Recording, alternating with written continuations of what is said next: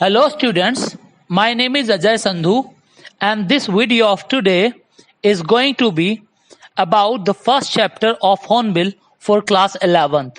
The name of the chapter is The Portrait of a Lady by Khushwant Singh. I am going to use bilingual approach for your easy understanding. Let us begin with the introduction of the writer. The writer of this lesson is Khushwant Singh, and he was born on 2nd February in 1915, and he left this world on 20th March 2014. Khushwant Singh was an Indian novelist, lawyer, and politician, and journalist as well. उन्होंने एक editor के रूप में लंबे समय तक काम किया. He edited several literary and news magazines as well as 2 newspapers. He was the recipient of Padma Vibhushan. Padma Vibhushan Bharat का सेकेंड हाईएस्ट सिविलियन अवार्ड है. This was about the writer Khushwant Singh. अब एक नजर डालते हैं इस कहानी के इंट्रोडक्शन पर. The portrait of a lady एक कहानी है एक स्पेशल बॉन्ड की जो एक दादी और पोते के बीच में है. खुशवंत सिंह इस कहानी में हमें बताते हैं कि किस तरीके से उनकी रिलेशनशिप अपनी दादी के साथ धीरे धीरे डेवलप होती है और उस डेवलपमेंट में कई साल लग जाते हैं और फिर अचानक से जब खुशवंत सिंह बड़े हो जाते हैं, जो कि हमारी इस कहानी के नैरेटर हैं, तो वो रिश्ता जो उन्होंने बहुत लंबे समय में अपने दादी के साथ कायम किया था वो अचानक से बदल जाता है. दादी और खुशवंत सिंह दोनों के बीच में एक गैप आ जाता है और उसके बाद solitude and silence fill the grandmother's days as she distances herself from the real world. उसके बाद अकेलापन, एकांतवास और खामोशी दादी की दिनों का यानी कि दादी के समय का अहम हिस्सा बन जाते हैं, क्योंकि वह अपने आप को पूरी तरीके से इस वास्तविक दुनिया से काट लेती हैं. अब वो ज्यादा पसंद करती हैं नेचर के कंपनी में रहना. She spends time with birds and prayers. वो ज्यादातर समय प्रार्थना करती रहती हैं. वो या तो प्रेयर में अपना समय गुजारती हैं या फिर बर्ड्स को फीड कराती हैं, चिड़ियाओं को दाना खिलाती रहती हैं. वो एक अपने ही तरह की दुनिया को रच लेती हैं. She enters a world of her own and is content with herself. और वो अपने आप में ही संतुष्ट हैं. मतलब अब उन्होंने दूसरे लोगों से संबंध बहुत सीमित कर दिए हैं, यहां तक के राइटर से यानी कि खुशवंत सिंह से, जिनके साथ उन्होंने सबसे ज्यादा समय गुजारा था, उससे भी वो अपने संबंध बहुत सीमित कर लेती हैं और अपने एकांतवास में चली जाती हैं. Now I will explain this chapter line by line. I will paraphrase it and explain it in Hindi too. Let us begin with the story. My grandmother, like everybody's grandmother, was an old woman. Narrator कहता है कि मेरी जो दादी माँ है, जैसे कि सबकी दादी माँ होती हैं, वैसे ही एक बूढ़ी औरत है. She is an old woman. She had been old and wrinkled for the 20 years that I had known her. यहां से हमें पता चलता है कि राइटर की अपनी दादी से जो जान पहचान है, जो रिश्ता है, वो कम से कम 20 साल पुराना है. क्योंकि वो कहता है she had been old and wrinkled. वो बूढ़ी रही हैं. हैड बीन मीन्स रही हैं, एंड रिंकल्ड, रिंकल्ड मीन्स झुर्रियां. जब चेहरे पर झुर्रियां आ जाती हैं तो आपका चेहरा रिंकल्ड हो जाता है. यानी कि 20 साल से, जब से मैं दादी को जानता हूं, तब से ही दादी के चेहरे पर झुर्रियां रही हैं और वो इतनी ही बूढ़ी रही हैं जितनी कि मुझे अब दिख रही हैं. People said that she had once been young and pretty. लोग ऐसा कहते हैं कि एक समय था जब दादी यंग थी और प्रिटी थी। प्रिटी इंसान की फिजिकल ब्यूटी को दिखाने के लिए यहां पर इस्तेमाल किया गया है, यानी कि वो फिजिकली ब्यूटीफुल थी। यहां पर ये कहने की कोशिश कर रहा है नैरेटर कि लोग ऐसा कहते हैं कि दादी कभी यंग थी, कभी जवान थी, और उस समय वो काफी खूबसूरत दिखा करती थी। And had even had a husband, और लोग ये भी कहते हैं इनका एक पति भी था। She had a husband as well, but that was hard to believe. लेकिन इस बात पे मुझे तो यकीन आता नहीं है। बताओ, इनका भी कोई पति रहा होगा। My grandfather's portrait hung above the mantelpiece in the drawing room. हालांकि जो मेरे दादाजी हैं उनका एक पोर्ट्रे, उनकी एक पिक्चर टंगी हुई है। हंग अबव मीन्स टंगी हुई है ऊपर। किस चीज के ऊपर? मेंटल पीस के ऊपर टंगी हुई है, ड्राइंग रूम के अंदर। अब ये मेंटल पीस क्या है? ये आप नीचे पिक्चर देख रहे हैं, यहां पर ये अंगीठी बनी हुई है नीचे, और इस अंगीठी के ऊपर आपने देखा हुआ है एक ये जगह है। यहां पर अगर हम तस्वीर टांग दें तो this is the mental peace and above it will be the picture of the grandfather. तो इस मेंटल पीस के ऊपर दादाजी की पिक्चर ड्राइंग रूम के ऊपर टंगी हुई है। He wore a big turban and loose fitting cloth. अब जो दादाजी थे वो पहना करते थे एक टर्बन। टर्बन का मतलब है पगड़ी पहना करते थे, एंड लूज फिटिंग क्लोथ, और ढीले कपड़े पहना करते थे, लूज फिटिंग के कपड़े पहना करते थे दादाजी। His long white beard covered the best part of his chest. और उनकी जो दाढ़ी थी, वो बोल रहा है कि उनकी दाढ़ी लंबी थी और व्हाइट थी, व्हाइट बियर्ड।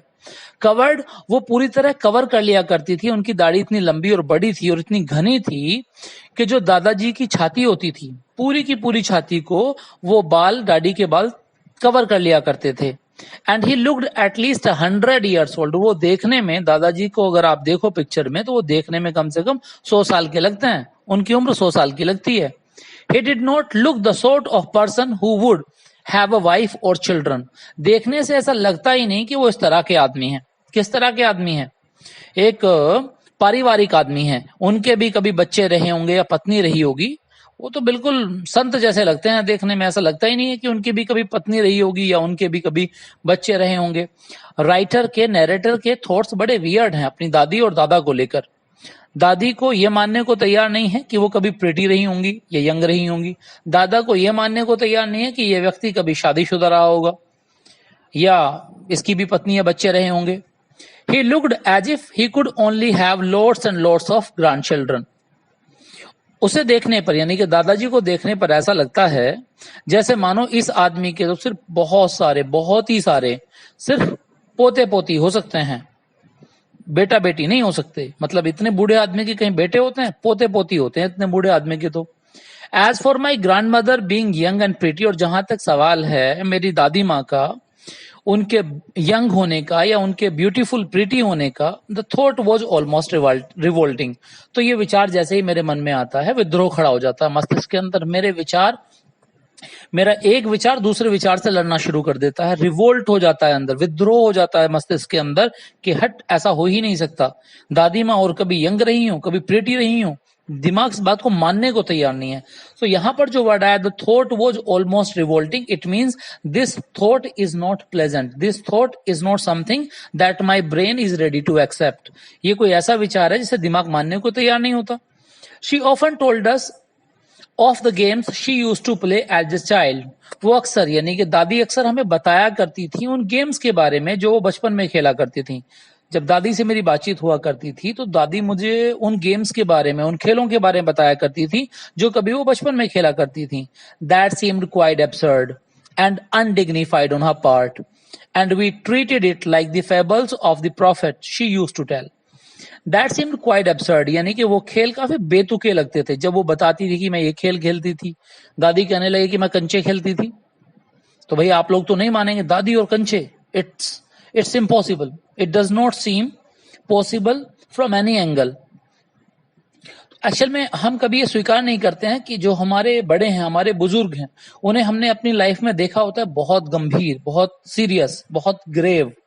तो ऐसे में लगता नहीं है कि उन्होंने भी वो सब खेल खेले होंगे जो हम खेलते हैं। उन्होंने भी वो सब मिसचीफ और नोटीनेस अपने बिहेवियर में दिखाई होगी, क्योंकि आपने तो हमेशा उन्हें देखा आपको टोकते हुए हर उस चीज के लिए जो आप करते हैं।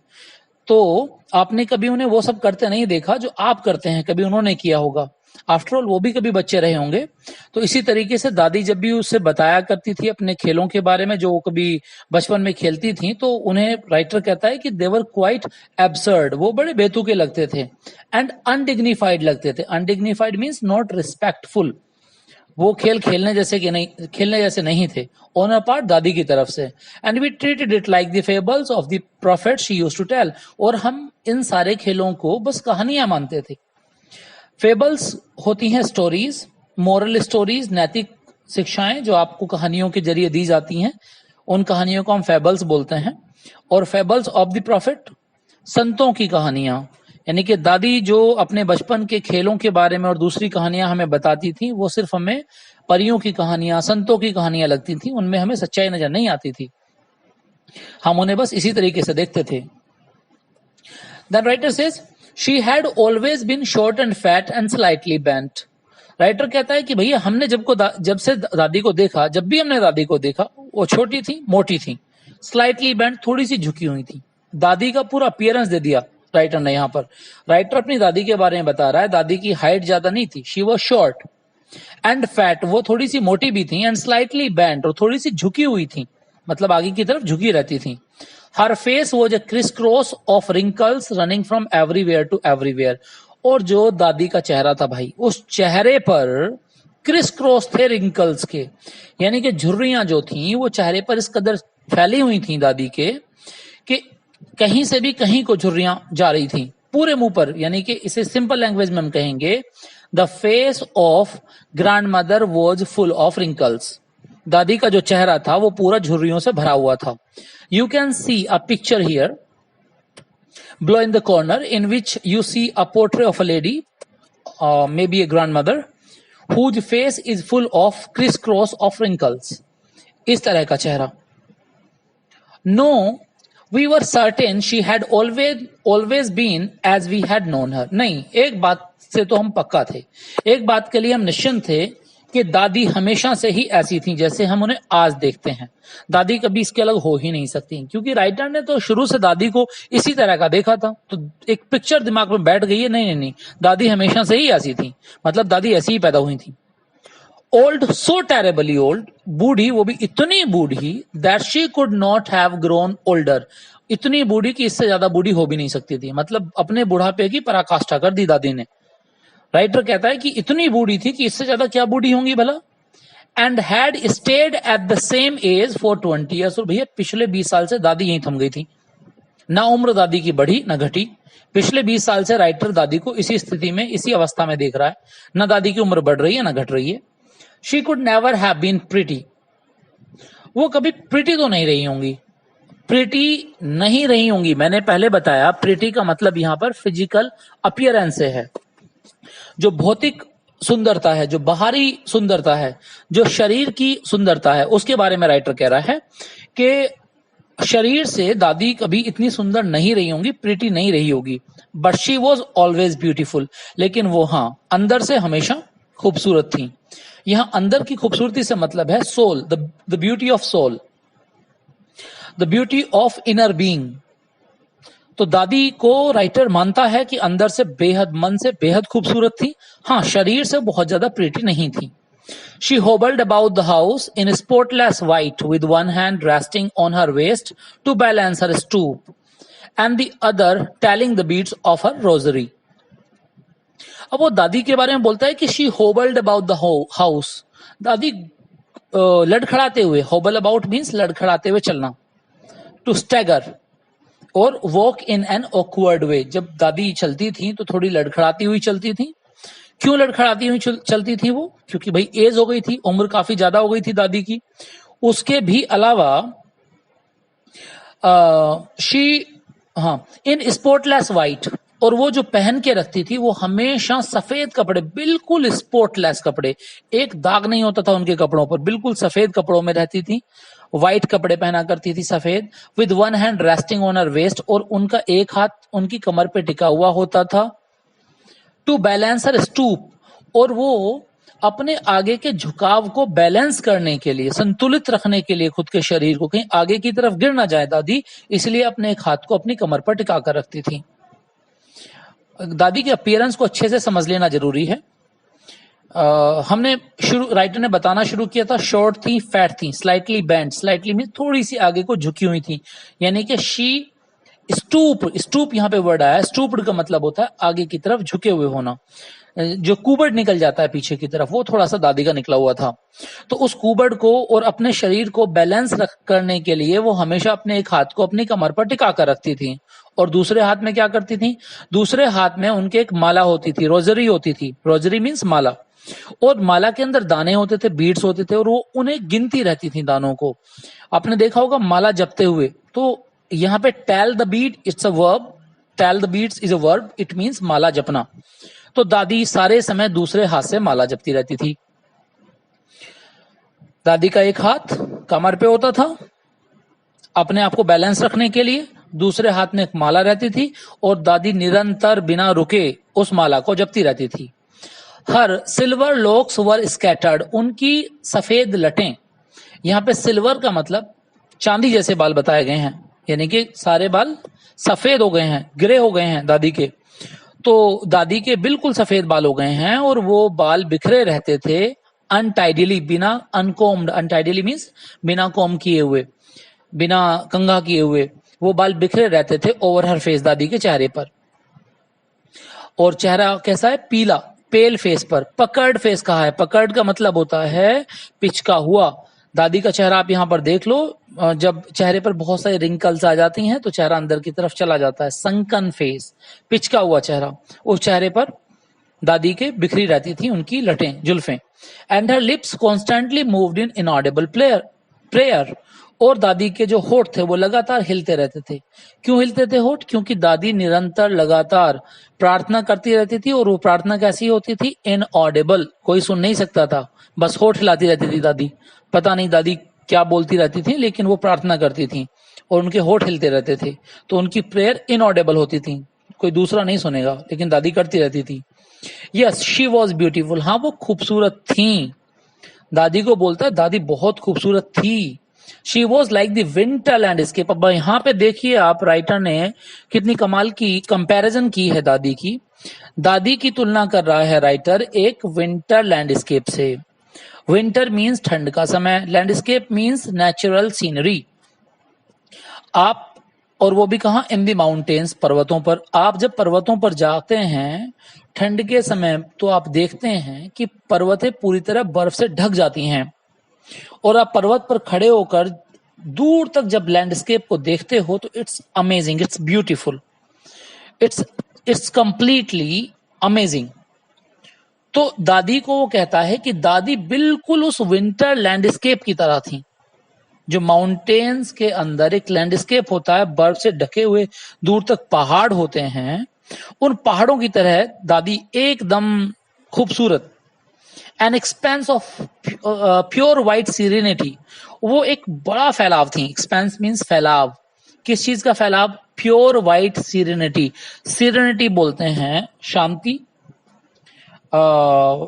पीसफुलनेस, और आप कह सकते हैं ब्रीदिंग पीस एंड कंटेनमेंट। यहाँ पे वो ये बताने की कोशिश कर रहा है कि दादी पूरी तरीके से अंदर से शांत थी।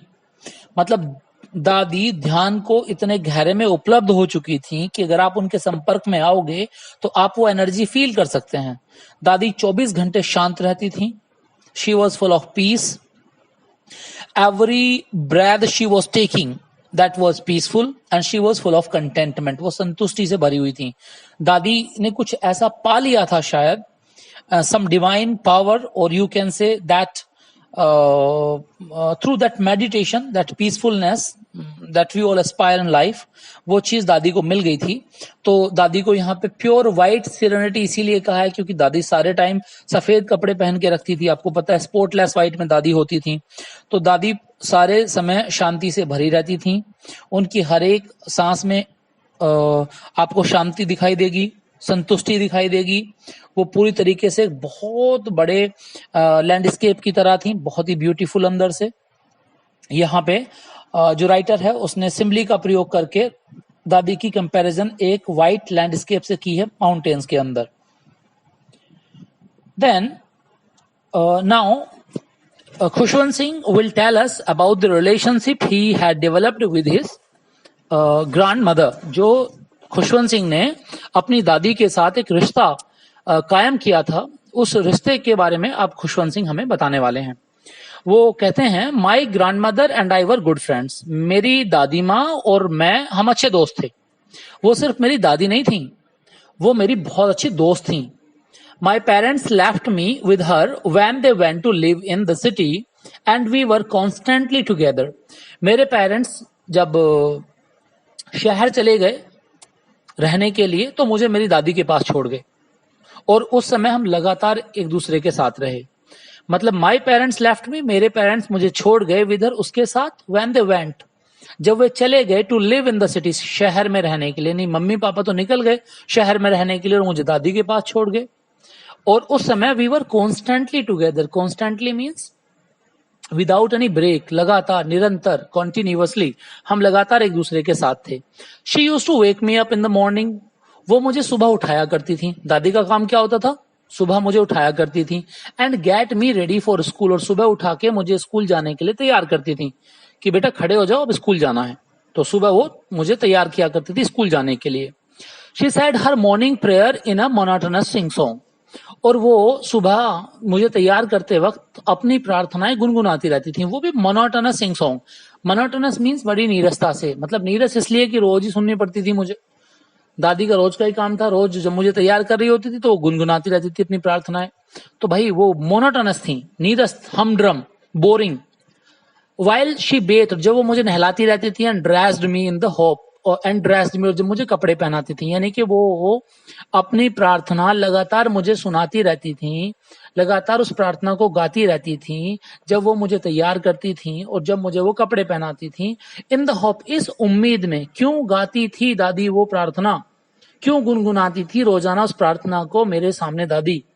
इस उम्मीद में गुनगुनाती थी दैट आई वुड लिसन, कि मैं ध्यान से सुनूंगा, and get to know it by heart, और सुन सुन के मुझे भी याद हो जाएगी, मुझे भी रट जाएगी. I will get to know it by heart, मुझे भी ये रट जाएगी. I listen because I loved her voice. मैं सुन लेता था क्योंकि मुझे आवाज बहुत पसंद थी अपनी दादी की. मुझे मेरी दादी की आवाज अच्छी लगती थी, मैं इसलिए सुनता था. But never bother to learn it, but I was not concern at all to learn it. मतलब मैंने बिल्कुल भी कभी भी जहमत नहीं उठाई, कभी भी इतनी चिंता नहीं की कि दादी जो चाहती हैं कि भाई याद कर लो. हमने याद वाद नहीं किया, हम सुनते थे दादी को क्योंकि दादी की आवाज में मिठास थी. Then she would fetch my wooden slate which she had already washed and plastered with yellow chalk. और तब वो मुझे लाकर देती थी. Fetch means to bring. तब वो मेरे पास लाती थी मेरी वुडन स्लेट, लकड़ी की तख्ती. वुडन स्लेट, पहले एक स्लेट आती थी, एक तख्ती आती थी. आप स्लेट की पिक्चर अपनी इस स्लाइड में देख सकते हैं. This is the slate. एक तख्ती हुआ करती थी. आपने शायद तख्ती यूज नहीं की होगी, लेकिन आपके पेरेंट्स अगर स्कूल गए होंगे और तो उन्हें पता होगा कि जब वो स्कूल जाते थे तो उनके हाथ में एक तख्ती हुआ करती थी, और वो उस तख्ती पर कभी इंक से तो कभी चौक से लिखा करते थे. तो उस तख्ती को काफी स्मूथ करने के लिए उसके ऊपर अलग अलग चीजों से लेप किए जाते थे. तो प्लास्टर मीन्स लेप करना. तो दादी ना पीली रंग की चौक से उसको लेप दिया करती थी. उससे पहले धोया करती थी, वॉश्ड एंड प्लास्टर्ड, फिर उसके पे लेप कर दिया करती थी. किस चीज का? येलो चौक का. और फिर जब उसे साफ हो जाती थी वो तो मुझे देती थी. उसके साथ साथ क्या देती थी? A tiny earthen ink pot. वो मुझे दिया करती थी एक छोटी सी मिट्टी की बनी हुई दवात, जिसके अंदर शाही हुआ करती थी, इंक हुआ करती थी. पहले कलम से लिखा जाता था. एक पोट होती थी, उसके अंदर इंक होती थी. फिर आप अपनी कलम को उसमें डिप करोगे इंक के अंदर और तब आप लिखना शुरू करोगे. That was the way in which we got education in past. And a red pen. और दादी एक रेड पेन देती थी. Tie them all in a bundle. उन सारी चीजों को एक साथ बांध देती थी एक बंडल में. And hand it to me. और उस बंडल को थमा देती थी मुझे. ये ले बेटा, तेरे सारे इंस्ट्रूमेंट्स जो तुझे जरूरत पड़ने वाली है पढ़ाई के दौरान स्कूल में, वो सारी चीजें बांध के मुझे दादी दे देती थी. After breakfast of a thick stale chapati with a little butter and sugar spread on it, we went to school. अब देखो, सुबह ब्रेकफास्ट करने के बाद, मतलब ये सारा बांध दिया दादी ने, दे दिया, अब उसके बाद हम करते थे ब्रेकफास्ट. अब राइटर कहता है भैया ब्रेकफास्ट में हम खाते थे थिक, एक मोटी सी स्टेल चपाती, एक मोटी सी बासी चपाती, रात की बनी हुई, दादी ने रात बना के रख दी, सुबह खाएंगे ब्रेकफास्ट में. With a little butter and sugar spread on it. और क्या करते थे, उस बासी रोटी पर, स्टेल बोलते हैं, नॉट फ्रेश, स्टेल बोलते हैं बासी, तो उस बासी रोटी के ऊपर थोड़ा सा दादी मक्खन रख देती थी, थोड़ी शक्कर रख देती थी, उसे उस पे स्प्रेड कर देती थी रोटी के ऊपर, और खाओ उसे खाने के बाद वी वेंट टू स्कूल, हम स्कूल जाया करते थे. She carried several stale chapatis with her for the village dogs. और उसके अलावा दादी क्या करती थी, बहुत सारी रोटियां अपने साथ लेकर चलती थी. किसके लिए?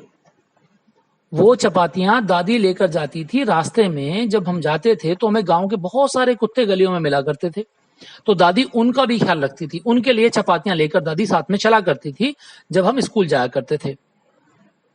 माई grand mother always went to school with me because the school was attach to the temple.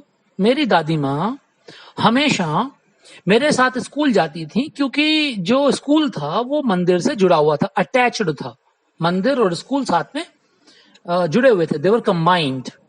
The priest taught अस. अच्छा, हमारा टीचर भी प्रीस्ट ही होता था, पुजारी होता था वहां पर. The priest taught us the alphabet. जो पुजारी होता था वो हमें अल्फाबेट पढ़ाया करता था. अल्फाबेट बोलते हैं वर्णमाला, ए आ ई ई उ ऊ.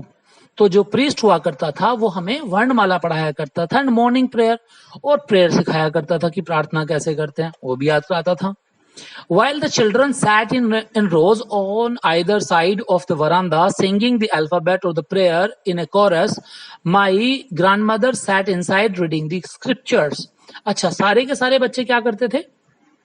While the children sat, सारे बच्चे बैठ जाया करते थे, इन द रोज, पंक्तियों में, लाइंस में बैठ जाया करते थे.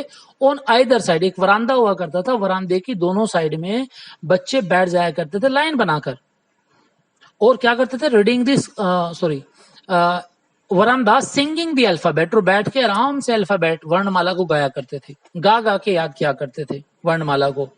और क्या करते थे? या फिर वो प्रार्थना एक सुर में गाया करते थे, in a chorus. In a chorus means they used to sing together, एक साथ गाया करते थे सारे के सारे. और उस समय my grand mother sat inside, मेरी माँ अंदर बैठ जाया करती थी मंदिर में, रीडिंग द स्क्रिप्चर्स, और बैठकर वहां स्क्रिप्चर्स को पढ़ा करती थी. स्क्रिप्चर्स बोलते हैं holy books. Scriptures means are religious books like Ramayana, Mahabharata, Gita and so on, right. तो वो स्क्रिप्चर्स पढ़ा करती थी, धर्म ग्रंथ पढ़ा करती थी दादी माँ अंदर. When we had both finished, जब हम दोनों के काम निबट जाते थे, दादी ने अपना स्क्रिप्चर पढ़ लिया, हमने अपनी स्कूल की पढ़ाई पढ़ ली, we would walk back together, तो हम एक साथ वापस लौटा करते थे. वहां से हम वापस आते थे वो मंदिर से और हम स्कूल से, जो कि एक ही है. This time the village dogs would meet us at the temple door, और जब हम लौट के बाहर आते थे तो दरवाजे पर ही खड़े मिलते थे मंदिर के वो सारे के सारे कुत्ते. जो गांव के डॉग्स थे वो सारे मंदिर के दरवाजे पर खड़े मिलते थे, वेट कर रहे होते थे, उन्हें पता दादी आएगी. They followed us to our home, और वो हमारे पीछे पीछे आते थे हमारे घर तक. ग्राउलिंग मीन्स गुर्राते हुए, एंड फाइटिंग, वो लड़ते हुए, विद ईच अदर, एक दूसरे से. मतलब डॉग्स आपस में लड़ते हुए एक दूसरे से हमारा पीछा करते हुए हमारे घर तक आते थे. क्यों भैया, क्यों लड़ रहे हैं वो, क्यों इनके पीछे पीछे घर तक आ रहे हैं? For the chapatis we threw to them, वो लड़ा करते थे उन चपातियों के लिए जो हम उनकी तरफ उछाला करते थे. मान लो दादी के पास चपाती है, खिलानी तो डॉग्स को ही है, लेकिन इकट्ठे बहुत ज्यादा हो गए हैं. अब वहां किसी एक को चुन कर तो देंगे नहीं, दादी उछाल देती हैं, जिसे मिल जाए भैया खा लो, और वो आपस में फिर झगड़ा करते थे. When my parents were comfortably settled in the city they sent for us, जब मेरे माता पिता आराम से सेटल हो गए शहर में, जब शहर में जाकर मेरे माता पिता आराम से सेटल हो गए, दे सेंट फॉर अस, तो उन्होंने हमें भी बुलवा लिया, हमारे लिए भी बुलावा भेज दिया, भैया अब तुम भी आ जाओ, हम तो जम गए, तुम भी आके जमो यही. That was a turning point. This is the second phase in the relationship between these two, grandmother and the grandson. अब ये फेज 2 शुरू हो रहा है. फेज 1 गांव वाला था, फेज 2 आप ध्यान से देखिएगा. क्वेश्चन आता है कि दादी और पोते की रिलेशनशिप में 3 फेज हैं, उन तीनों फेजेस को आप डिस्क्राइब कीजिए। तो phase number 1, when the narrator was in the village with his grandmother. Phase number 2, when they are shifting to the city where his parents have already settled. Let's see. जब उन्होंने हमें बुलावा भेज दिया, that was a turning point in our friendship. ये भी सवाल पूछा जाता है कि उनकी फ्रेंडशिप में टर्निंग पॉइंट कौन सा था।